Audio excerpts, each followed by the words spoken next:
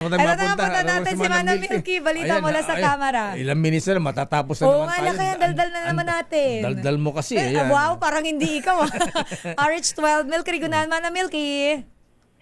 Nakayat Sister L, pinagtibay na ng Kamara ang House Concurrent Resolution number 8 para sa implementasyon ng Open BICAM. Ang pagpasa ay kasunod ng pagsisimula ngayon ng pagsalang sa BICAM ng 2026 proposed national budget na nagkakalaga ng 6.793 trillion pesos.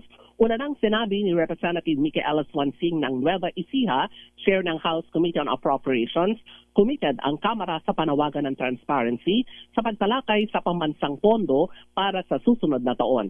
Ayon kay Swansing, noon pa man malinaw na ang posisyon ng Kamara na suportahan ang panukalang live stream ng BICAM. Kasunod ang mga naunang desisyon ng komite na buwagin na ang small committee. Pinaniniwalaan kasi na sa small committee umano nagaganap ang mga tinatawag na insertions at nang lumantad nga ang flood control scam, lumakas ang panawagan na maging bukas ang Senado at Kamara sa mga budget deliberations, lalo na pagdating sa BICAM. Bilang reaksyon, sinabi naman ni Representative Leila De Lima ng Mamayang Liberal Party List, ang napagtibay na resolusyon ay hakbang sa mas transparent na pambansang budget dahil magkakaroon na ng akses ng publiko sa BICAM proceedings. Ako si Milky Rigunan, nagulat Manang Milky. sa RH. Yes, Sakay. Ano daw ang sikreto mo at maswerte ka sa raffle? Puro grand prize ang napapanalunan mo.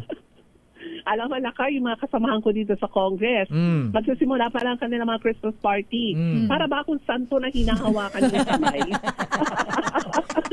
Pati pa pinupunasan ng panyo. Nauna na ako sa kanila, Manang Milks. Aha. Yes, oo. Palagay ko, Sister L, ay maraming matatanggap na major prize sa party. Imamanifest natin yan, Manang Ganun ba? Natin yan, Sister L. Hindi. Kasama na ang sabon na pampaputi ng siko. Yes, pati tuhod isama na natin yan. Hindi pa hindi pantay. Papaya soup Pati daw. bukong-bukong.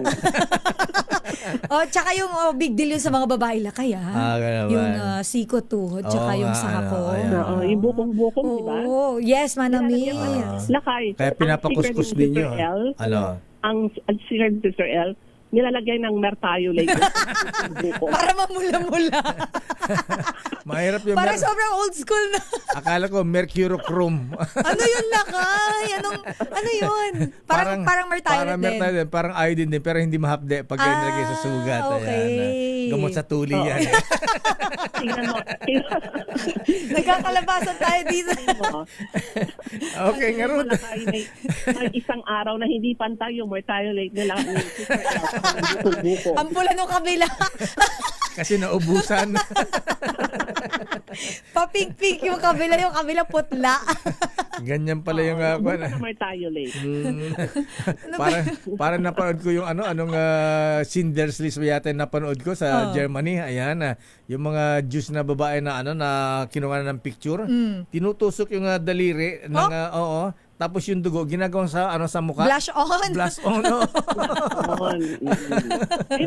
Mas okay na Sister El sa mertayo like.